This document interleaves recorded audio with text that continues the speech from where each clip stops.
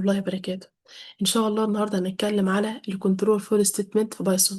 بشكل افتراضي بايثون بيقرأ الكود سطر بسطر من اعلى لاسفل، زي بالظبط لما اجي اقرأ الكتاب بيقرأه كله مرة واحدة.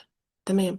وهل ده طبيعي؟ يعني لو جينا نفكر مع بعض عشان نعمل اي تي ام وخلينا السحب والايداع يكونوا مع بعض، خلاص لان كله بيترن مرة واحدة.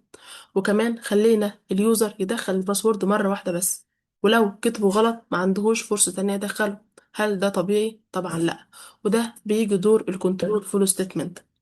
احنا عندنا كام نوع من الكنترول فلو ستيتمنت؟ عندنا 4 انواع من الكنترول فلو ستيتمنت. النوع الاول عندي السيكوينشنال او المسار المتتالي، وده الطبيعي بتاع بايثون. الكود بيمشي بالترتيب من فوق لتحت، السطر الاول وبعده السطر التاني وبعده السطر التالت وهكذا، من غير اي لف ودوران، يعني بيمشي في خط مستقيم تماما، يعني بيرن الكود كله. والنوع التاني الكونديشنال أو المسار الشرطي، وهنا بنبدأ نخلي الكود يشغل دماغه وياخد قرارات.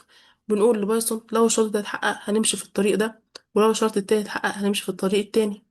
زي بالظبط اللي هو عاوز سحب هنوديه للأوبشنز بتاعة السحب، اللي هو عاوز إيداع هنوديه الأوبشنز بتاعة الإيداع. تمام تمام. وبنستخدم فيها كلمات زي الإف والإلس والإلإف. النوع التالت هو الريبيت أو التكرار، وده لما نحب نكرر أمر معين كذا مرة بنستخدم الريبيت. يعني عاوزين سطر معين أو أمر معين يتكرر 10 مرات أو 100 مرة أو أي عدد من المرات أنت حاببها، بنستخدم الريبيت. وبنستخدم كلمات زي الوايل والفور. زي بالظبط احنا هنفضل نقول لليوزر ادخل الرقم السري الصحيح لغاية ما الرقم السري يكون صحيح، يبقى احنا بنكرر نفس العملية. الرابع والأخير وهو الترانسفير، وده الزر اللي بيخلينا نتخطى سطر عن سطر، يعني نتخطى جزء معين من الكود. وبنستخدم كلمات زي البريك والكونتينيو، وده بالظبط هو الكنترول فولو ستيتمنت.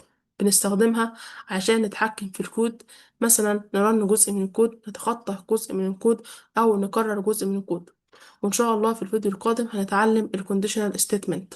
وشكرا والسلام عليكم، مع السلامة.